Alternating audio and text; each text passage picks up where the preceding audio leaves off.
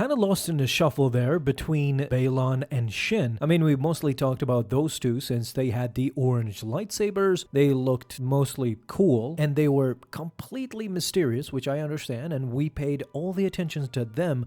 What you have to remember is that there's another third baddie in this trailer actually fighting Ahsoka, and that is this Inquisitor looking person. So far, there's been a lot of speculation online, even some spoilers from the Celebration trailer that was not shown online, people saying that, spoilers, this is actually a female character. With those who watched this Ahsoka Celebration trailer, knowing that this is actually a female Inquisitor that was somehow lost to time, I don't know what happened. Now, years later, she is fighting against Ahsoka. We also have this screenshot from the Inquisitor on her ship, as well as, of course, her lightsaber, which is clearly an Inquisitor lightsaber. We have been saying this for years, but knowing that Dave Filoni is helming this project, and knowing that we still don't have any closure on the character of Barriss Offee, is it really crazy to ask this question again for the umpteenth time? Is this Inquisitor actually Barriss Offee? Are we gonna get the Ahsoka series on August and finally get that answer? That answer of what happened to Barriss Offee after Order 66, after she was arrested, and we don't ever get to hear from her again.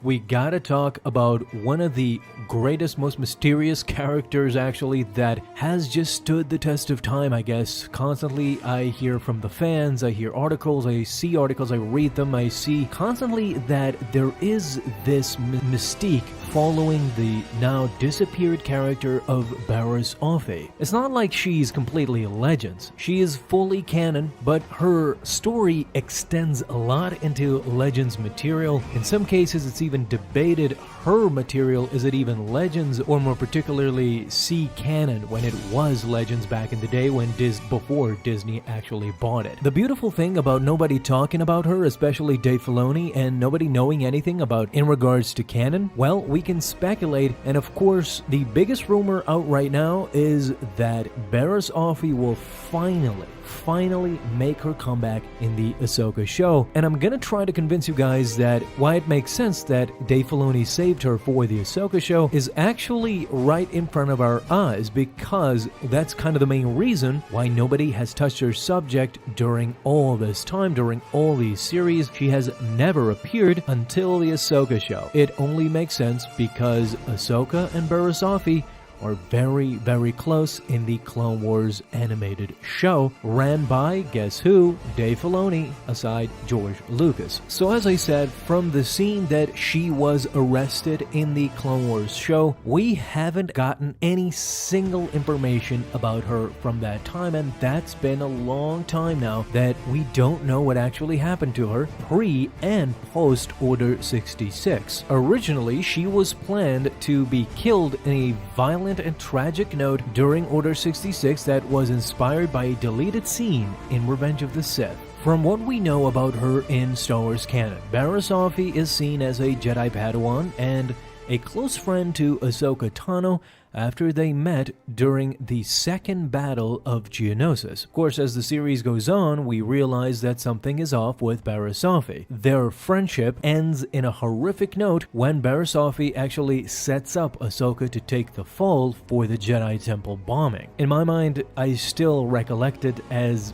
being one of the greatest arcs in the Clone Wars series in general. The Ahsoka leaving the Jedi Order arc is one of the best Star Wars materials out there, and it really shows the flaws of the Jedi Order and the Jedi Temple, the way it had corroded, especially before Order 66. This was kind of the final nail to their coffin. Set aside Ahsoka, I love the scene also where Anakin actually intervenes and duels Barriss Offee until she gets finally arrested and convicted for her criminal acts. We see Jedi Temple guards leading her to imprisonment, and that's that. Never again heard of or seen in Star Wars canon. Sadly, even in Legends, Barriss Offee has that tumultuous timeline where you don't know what's actually what, similar to Shakti. Because we know that Shakti has multiple death scenes, it has been a big issue for the fans to know which one is actually the canon one. But one of the more conclusive versions for Barriss Offee in Legends is the Revenge of the Sith comic adaptation. Here is where I am convinced why Dave Filoni will insert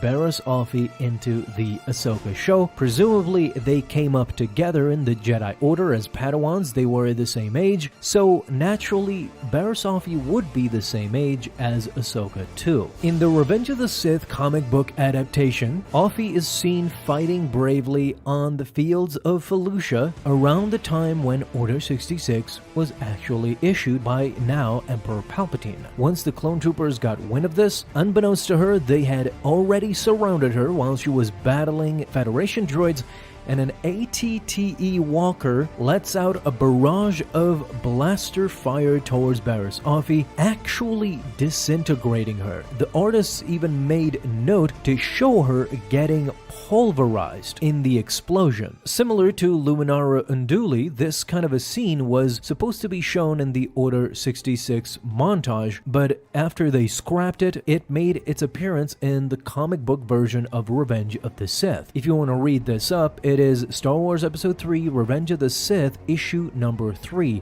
Comic book adaptation. As you have guessed it though, this was pre-Clone Wars animated show. And this is why I think Dave Filoni was saving Barriss Offee up until this time. In fact, Barriss Offee never even fell to the dark side at the time when this comic book was issued, where Barriss Offee dies. She was just a side character. Dave Filoni decided to give her more of a developing character in the animated show, and in the end he chose a more tragic version of what she had become. Here comes the Dave Filoni aspect. You see, in multiple interviews, Dave Filoni has said that even before the Clone Wars animated show was premiering, he wanted to make clear to the fans and everybody else that he intentionally wanted to tell his own version of the war, meaning the Clone Wars. And after Disney bought the rights to Star Wars, he then made it more clear about the storylines in the Clone Wars series that he would make it fit only in the current canon, meaning the Disney canon. This means Barriss Offee's story can be finished in a